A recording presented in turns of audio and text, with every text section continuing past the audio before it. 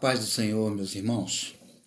Estamos chegando com mais uma porção da parte de Deus para os nossos corações.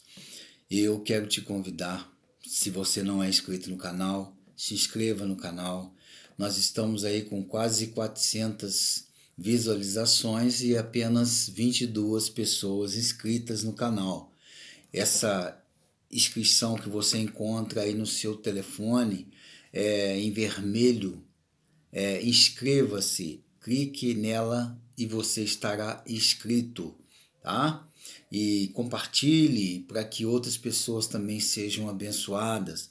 Se você quiser deixar o seu comentário, fazer alguma sugestão, se você é livre, nós estamos aqui num canal de bênçãos, então fique bem à vontade para você expressar a sua opinião.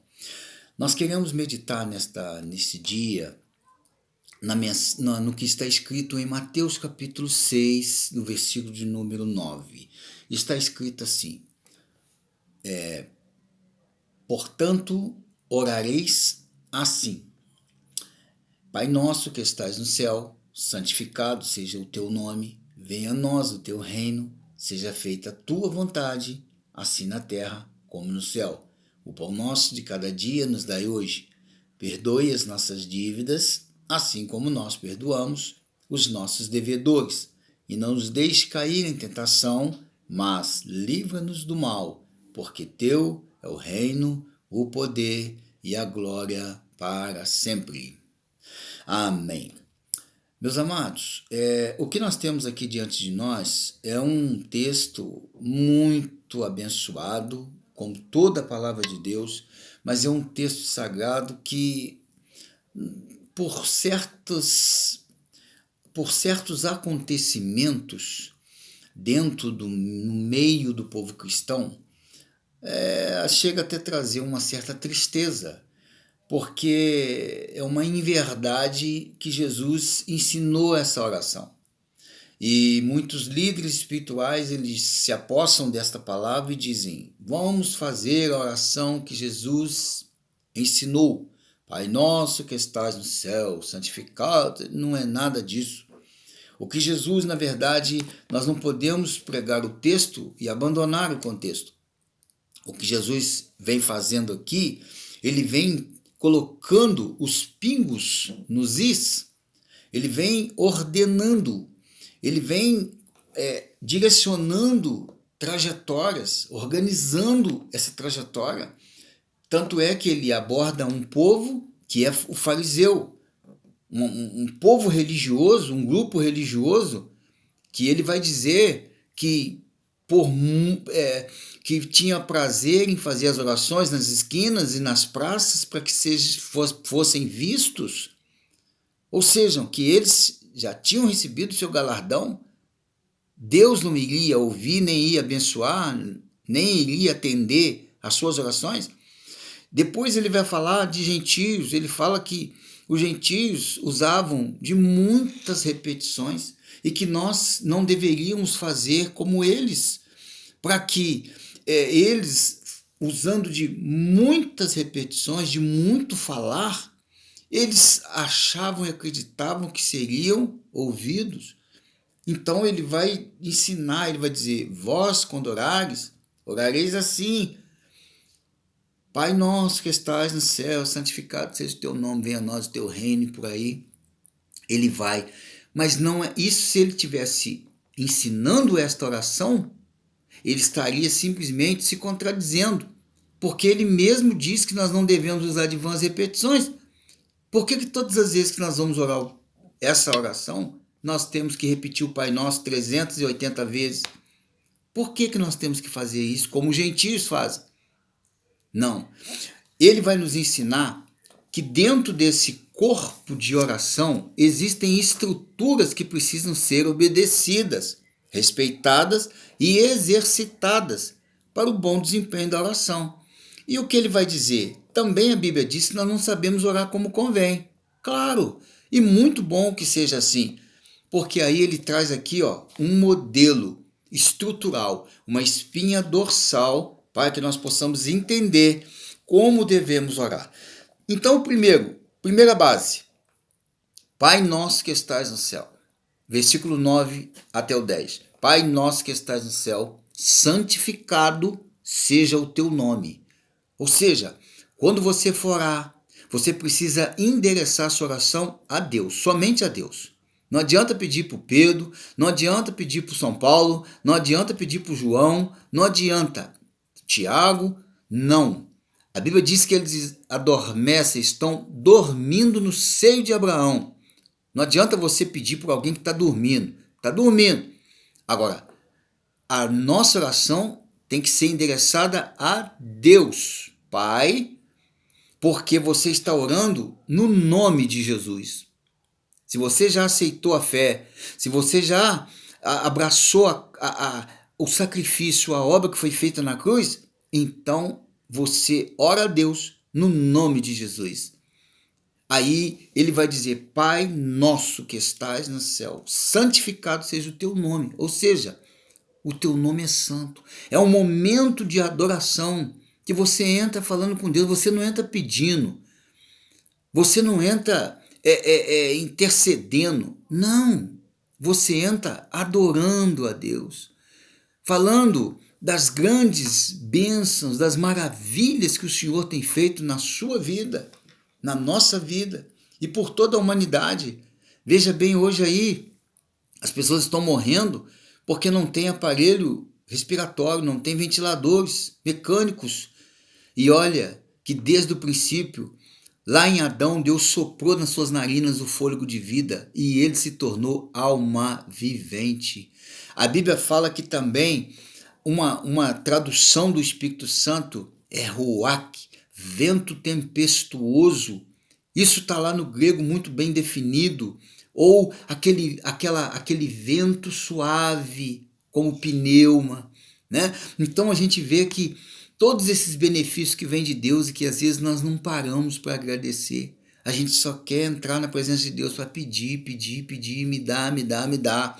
Então esse primeiro tópico aqui, essa primeira estrutura, Jesus ensina que nós devemos entrar pelo caminho da oração, pela porta da oração, da adoração, perdão, pelo caminho, pela porta da adoração. Aí ele vai dizer então, Pai nosso que estás no céu, santificado seja o teu nome seja santo para sempre, né? Venha a nós o teu reino. Aqui ele já entra na segunda fase da oração, né? Que é a intercessão. Venha a nós o teu reino, seja feita a tua vontade, assim na terra como no céu. O que ele quer dizer com isso? É o período de intercessão. Você adorou a Deus, agora você intercede pelas nações, pelos homens, pelas pessoas, as autoridades que foram constituídas, pelos reis, pelos governadores. É assim que o Senhor nos ajuda, nos ensina, melhor dizendo, a orar pelas nações, né? Quantas nações estão debaixo de ditaduras cruéis, vivendo debaixo de miséria profunda. Precisa que nós oremos, intercedamos para que eles sejam alcançados, para que a mão de Deus se mova a seu favor.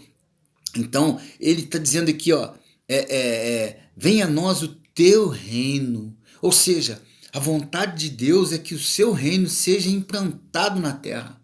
Jesus disse que o reino de Deus já estava entre nós, já está entre nós, mas também a Bíblia fala que qual que é a vontade de Deus? Aqui está escrito, né? Nessa oração está dizendo, seja feita a tua vontade, assim na terra como no céu. Então o que ele quer dizer? Seja feita a tua vontade, assim na terra como no céu. É o período em que nós clamamos pela manifestação do poder de Deus, para que Deus levante homens, mulheres, pessoas que tenham temor no seu coração, vontade, prazer de pregar o evangelho, de anunciar a Cristo como o único e suficiente Salvador.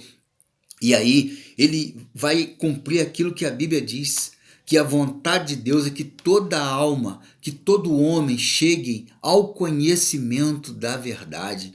Então nós precisamos entender isso. Não há como nós orarmos se nós entrarmos na presença de Deus, dobrarmos nosso joelho ou estarmos de pé apenas pedindo, pedindo, pedindo. Não, precisamos exercer o que Deus colocou nas nossas mãos, que é o poder da oração. Então, interceder é a segunda base, né? Interceder pelas nações, pelos homens, né? Pela tua família, pelos os pastores, homens e mulheres que estão à frente de obras, pelos irmãos, é intercessão. Essa é a segunda base dessa estrutura, dessa espinha dorsal que está, na verdade, aqui revelando o que Jesus ordenou que quando os discípulos fossem orar, que eles orassem desta maneira. Então, ele diz aqui, venha a nós o teu reino, seja feita a tua vontade, assim na terra como no céu. Veja que é de baixo para cima, porque no céu já está estabelecida a vontade de Deus. Agora, onde precisa ser estabelecida a vontade de Deus? É na terra. Ainda que nós saibamos que nem todos se salvarão, porque a Bíblia diz que a fé não é de todos, mas o meu papel, o seu papel, o nosso papel é clamar por socorro, é invocar o nome do Senhor para que um maior número de pessoas venham a ser salvas, a serem salvas. Aí ele vai continuar aqui, ó, no versículo, ele começa no versículo 9, versículo 10 e versículo 11. É o momento, é o quadro, ele entra agora no quadro de petição, que ele vai dizer, ó, Pai nosso que estás no céu, santificado seja o teu nome, venha a nós o teu reino, seja feita a tua vontade, assim na terra como no céu, o pão nosso de cada dia. Quer dizer, aqui ele está agradecendo a Deus, pedindo a Deus que conceda o pão nosso de cada dia, o alimento necessário para cada dia. Veja que a visão de São Tiago, lá no capítulo 6, quando ele fala que nós não devemos projetar no nosso coração coisas grandes, porque nós somos chamados para o ministério. Então, a Bíblia fala que nós não devemos intentar nos nossos corações colocar a mão, alcançar, dar um passo mais largo, mais longo do que possamos. Né? Então, São Tiago aqui Jesus vai dizer também que nós não devemos nos preocupar com o dia seguinte. Cada dia basta o seu mal. O dia de amanhã pertence ao Senhor, diz a Bíblia. Então nós temos que entender que o Senhor está nos chamando para a oração, mas uma oração cheia de razão, com o nosso intelecto, com a nossa sabedoria, com a nossa consciência. Uma oração verdadeira, não mecânica. Então, por isso que ela tem que ser espontânea. Ela tem que brotar dentro de nós, dentro do nosso intelecto. E aí nós trazemos ela para Deus. Aquilo que temos dentro de nós. Né? Jesus nos ensinou, fala a boca o que está cheio o coração. É exatamente isso. Quando nós começamos a orar, nós começamos a relatar para Deus o que está dentro de nós.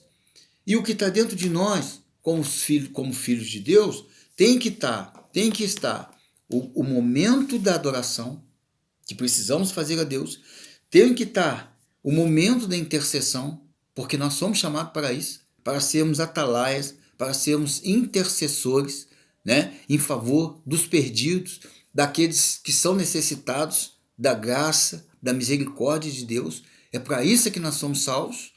Né? E também aqui chega o momento das nossas petições, o pão nosso de cada dia. Precisamos entender que o Senhor está cuidando de nós. E quando nós lembramos lá no livro de Êxodo, quando o povo sai do Egito, quando Deus tira o povo do Egito, a Bíblia diz que Deus mandava que eles todos os dias fossem lá fora pegar, apanhar o pão, o maná que descia do céu. Aquela nuvem que descia do céu. Porém, a Bíblia diz que eles levavam sacos, que eles levavam vasilhas e traziam cheio e guardavam para o dia seguinte, com aquela proposta interna de que eles não queriam voltar lá no dia seguinte para buscar esse alimento. E a Bíblia fala que no dia seguinte aquele alimento, aquele pó, aquela nuvem, aquilo que eles tinham apanhado para se nutrirem e se alimentarem, a Bíblia diz que aquilo virava bicho. Então, o que o Senhor quer é exatamente essa visão, que nós tenhamos essa visão, que nós precisamos e nós temos que ter essa consciência que nós dependemos do Senhor a cada dia.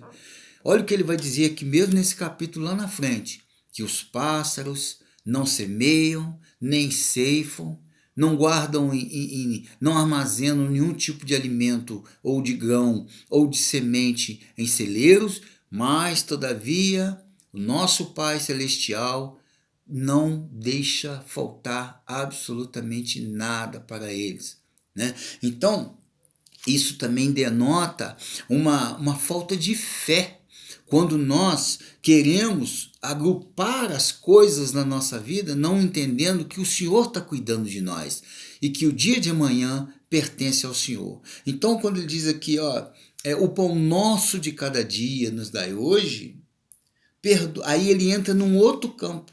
Veja que aqui, só nesse versículo, vai haver aqui 5 petições no mínimo, porque ele vai dizer assim, o pão nosso de cada dia nos dai hoje, 1.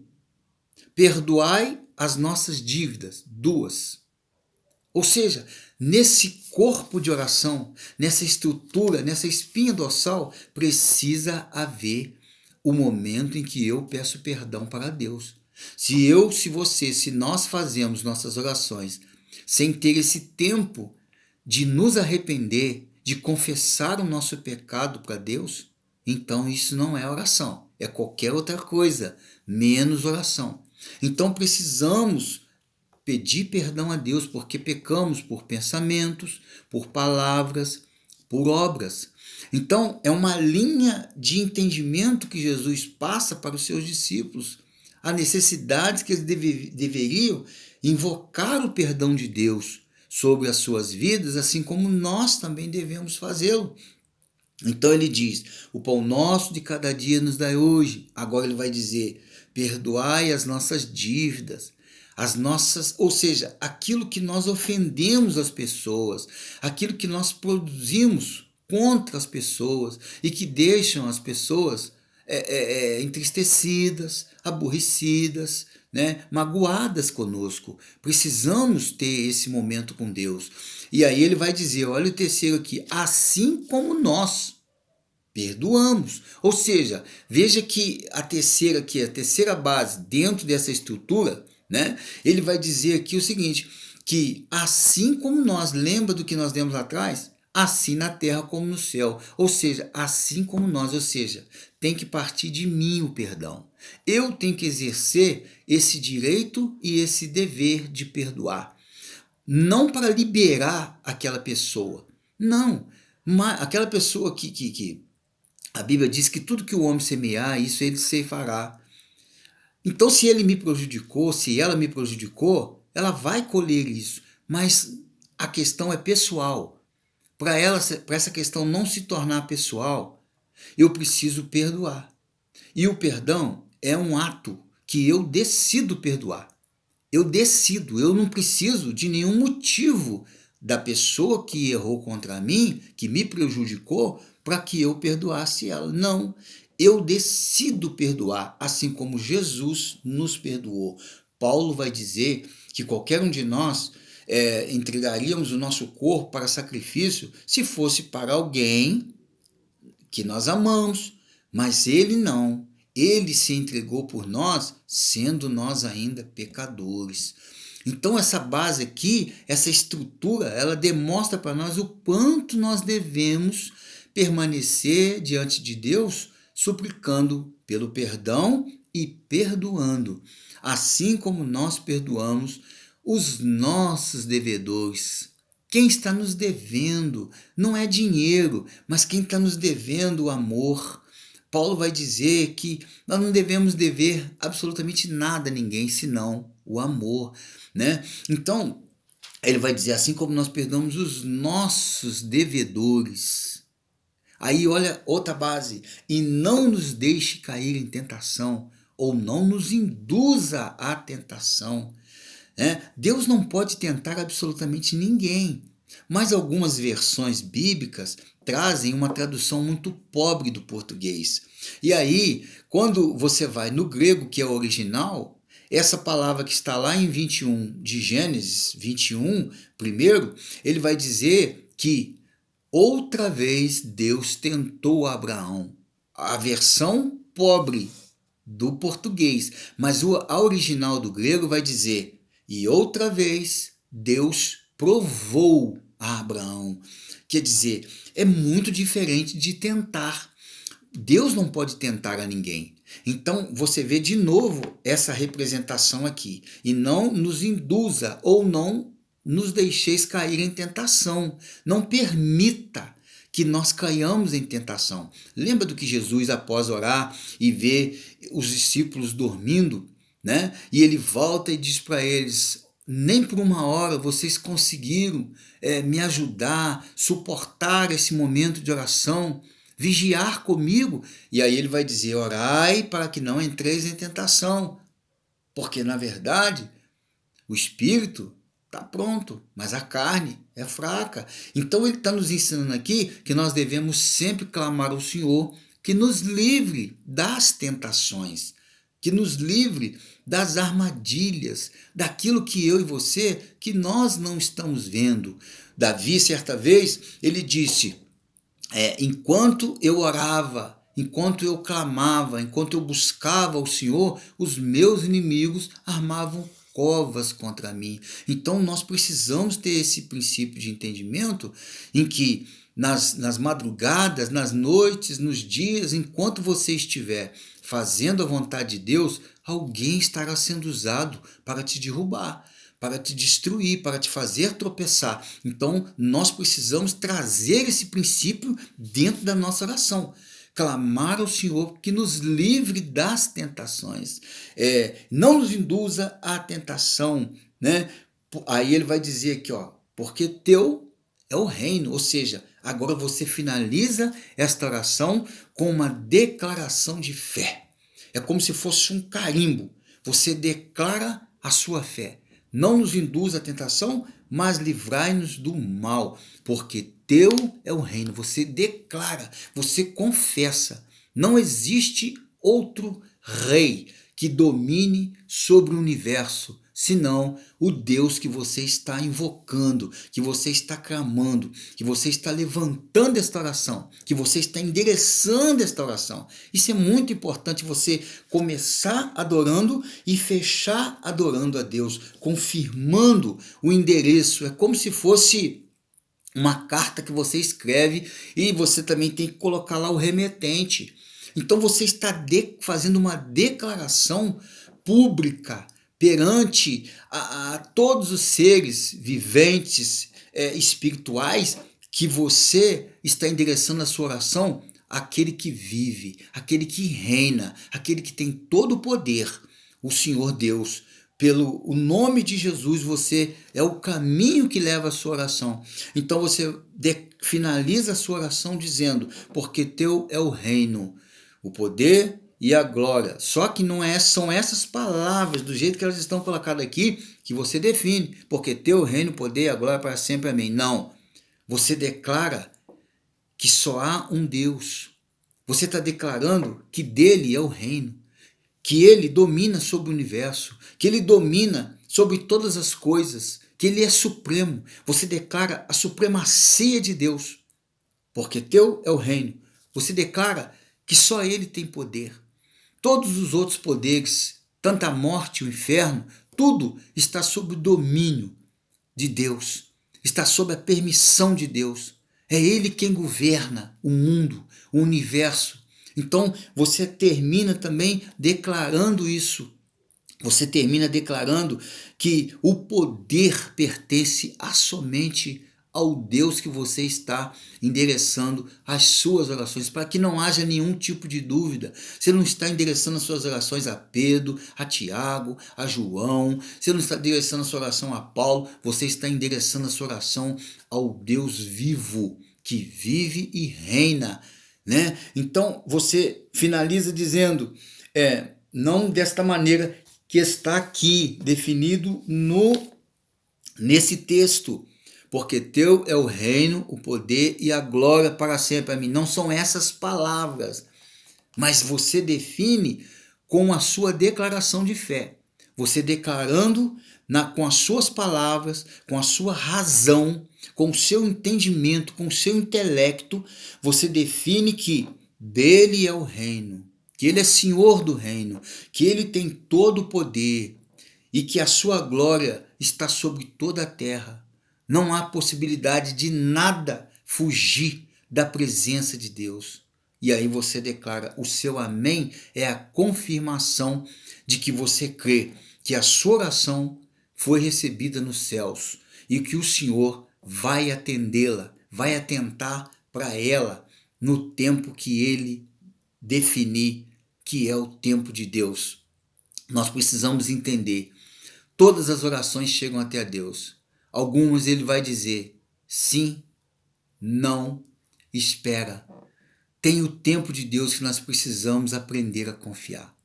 Eu quero finalizar esse texto, esta mensagem, dando um exemplo de oração, fazendo uma oração, para que você que está do outro lado, para que você entenda e compreenda e coloque em prática isso que você aprendeu aqui, se é que você nunca tinha ouvido falar sobre esse assunto. A oração não é uma reza, não são palavras repetitivas que te vai levar até a Deus, mas são palavras sinceras. Por isso eu quero orar com você. Senhor, nosso Deus e nosso Pai, Pai de nosso Senhor e Salvador Jesus Cristo, Deus Todo-Poderoso, que criou os céus, a terra, que tem todo o poder nas tuas mãos. Deus que nos criou, nos dando sabedoria e inteligência, para que nós possamos compreender e exercitar esse modelo de oração que o Senhor Jesus nos ensinou. Senhor, que esta palavra possa mover no coração desse irmão, dessa irmã, desta pessoa que hoje dedicou o seu tempo para ouvir essa palavra, que ele consiga colocar em prática, Senhor Deus, e que eles possam também ensinar a outras pessoas a buscar o Senhor, porque está escrito, buscai o Senhor enquanto se pode achar, invocai-o enquanto ele está perto. Que o Senhor possa nos abençoar, em nome de nosso Senhor e Salvador Jesus Cristo, e nos dar sempre a direção para onde nós devemos olhar, para o alvo que é o nosso Senhor e Salvador Jesus Cristo, aquele que vive e reina para todo sempre. Amém. Deus abençoe vocês, fiquem na paz de Cristo. Se você não é inscrito no canal, se inscreva no canal.